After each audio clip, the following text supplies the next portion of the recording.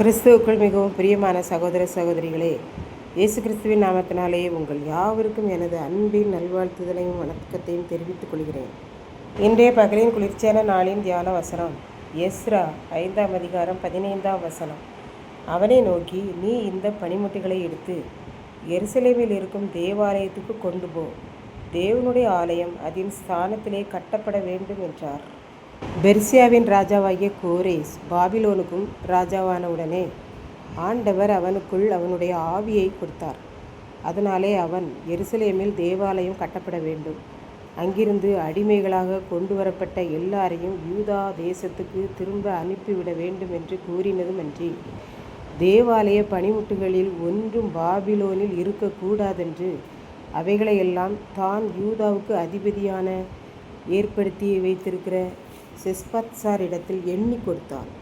அவ்வாறு கொடுத்துவிட்டு அவனை நோக்கி, நீ இந்த பனிமுட்டுகளையெல்லாம் எடுத்து இந்த பாபிலோன் நாட்டில் இருந்து எருசலேமுக்கு கொண்டு போ, தேவனுடைய ஆலயம் அதே இடத்திலே கட்டப்பட வேண்டும், நீ இங்கே அடிமையாக இருந்தது போதும் என்றான். இங்கே ஆண்டவருடைய செயலை பாருங்கள். அவர்களுடைய, அதாவது யூத மக்களுடைய அடிமைத்தனத்தை அவர் மாற்றி விடுதலையாக்குகிறார் என்று பார்க்கின்றோம். இன்றைக்கும் பாவத்துக்கு நாம் அடிமையாக இருக்கிற போது அவர் விடுதலை செய்கிற தேவனாய் இருக்கிறார் என்றும் நாம் கற்றுக்கொள்கிறோம். அடுத்ததாக செஸ்பத்சார் யூதாவுக்கு வருகிற போது அவனுடைய அத்தியாவசிய பொருள்களை கொண்டு வருகிறானோ இல்லையோ, தேவாலயத்தின் பனிமுட்டுகளாகிய பொன்னாலும் வெள்ளியாலும் ஆயிரக்கணக்கான தட்டுகள், கிண்ணங்கள், தாளங்கள் என்ற அத்தனை பொருட்களையும் அவன் கொண்டு வர வேண்டும். கடல் வழியாக ஆனாலும் சரி, வான வழியாக ஆனாலும் சரி, எல்லாமே எடை போட்டு நிறுத்து, சரியான எடைபடி தான் அவர்களை அனுப்புவார்கள். அப்படியானால் அவன் இதை மட்டும்தான் சுமந்து கொண்டு வந்திருப்பான்.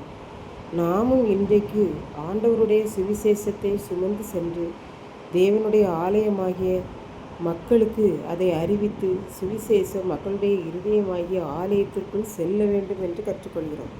இப்படித்தான் அயர்லாந்தில் பிறந்து பெற்றோரால் கல்வி கொடுக்கப்பட்டு நல்ல வசதியான குடும்பத்தை சேர்ந்த ராபர்ட் கால்வெல் என்கிற ஐயா 1814ஆம் ஆண்டு பிறந்தார். தனது 24ஆம் வயதில் இந்தியா என்கிற ஒரு இந்து நாடு இருக்கிறது. இவர்கள் இயேசுவை அறியாமல் மூட நம்பிக்கையில் இருக்கின்றனர். நான் அவர்களுக்கு இயேசுவை கொடுக்கப் போகிறேன் என்று நம்முடைய நாட்டுக்கு அவர் வந்தார். அவர் இங்கே வந்து நம்முடைய மொழியை கற்று தேர்ந்து திராவிட மொழிகளின் ஒப்பிலக்கணம் என்கிற நூலை எழுதினார். தென்னிந்திய மொழிகளை திராவிட மொழிகள் என்று கூறியவர் இவரே.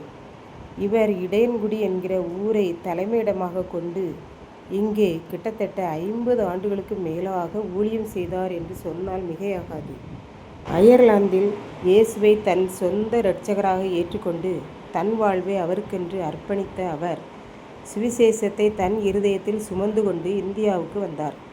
இடையன்குடி பகுதிக்கு வந்து அதை சுற்றியுள்ள எல்லா வட்டாரங்களுக்கும் இந்த இயேசுவின் சுவிசேஷமாகிய பனிமுட்டுகளை சுமந்து கொண்டு வந்து இன்றைக்கு நம்மெல்லாருடைய மனதிலும் இந்த சுவிசேஷம் என்கிற பனிமுட்டுகளை வைத்திருக்கிறார். இப்படிப்பட்ட சுவிசேஷகர்களாலேயே இந்த இயேசுவாகிய பனிமுட்டுகளை நாம் பெற்றிருக்கிறோம் என்பதாக நாம் கற்றுக்கொள்கிறோம். இதை கேட்டுக்கொண்டிருக்கும் எனக்கன்பானவர்களே, அன்றைக்கு செஸ்பத்சார் எருசலேம் தேவாலய பனிமுட்டுகளை பாபிலோனிலிருந்து யூதாவுக்கு எருசலேமுக்கு சுமந்து கொண்டு வந்தார். ராபர்ட் கால்வெல் ஐயா அயர்லாந்திலிருந்து சுவிசேஷம் என்கிற பனிமுட்டுகளை சுமந்து கொண்டு வந்தார். இன்றைக்கு நாம் எதை சுமந்து கொண்டு எங்கே சென்று கொண்டு இருக்கிறோம் என்பதை நாம் சிந்தித்து பார்ப்போம். இந்த சுவிசேஷத்தை சுமந்து கொண்டு சென்று நம்மை சுற்றியுள்ளவர்களுக்கும் பூமியின் கடைசி வரியந்தம் நாம் சாட்சியாக இருக்க அழைக்கப்படுகிறோம். செஸ்பத்சாரிடம் பனிமுட்டுகளை கோரேஸ் ராஜா ஒப்பு கொடுத்தது போல நம்மிடம் ஆண்டவர் சுவிசேஷத்தை ஒப்பு கொடுத்திருக்கிறார். அதை நாம் அறிவிப்போம். நம்முடைய வாழ்வை சந்தோஷமாக, நம்முடைய வாழ்வை வாழ்வாக பெறுவோம். இயேசுதாமே இந்த வார்த்தைகளை ஆசீர்வதிப்பாராக. ஆமாம். ஜெபம். அன்பின் ஆண்டவரே, இந்த அருமையான நல்ல நாளுக்காக நன்றியோடு ஸ்தோத்திரிக்கிறேன். இப்பொழுது இந்த வார்த்தைகளை கேட்டுக்கொண்டிருக்கிற ஒவ்வொரு பிள்ளைகளும் நீர் கொண்டு போ என்று ஒப்படைக்கப்பட்ட சுவிசேஷத்தை மக்களுடைய மனதிலே சேர்க்க எங்களுக்கு நீர் உதவி செய்தரணும். இயேசு கிறிஸ்துவின் நாமத்திலே தாழ்மையோடு வேண்டிக் கொள்கிறோம் பிதாவே. ஆமென்.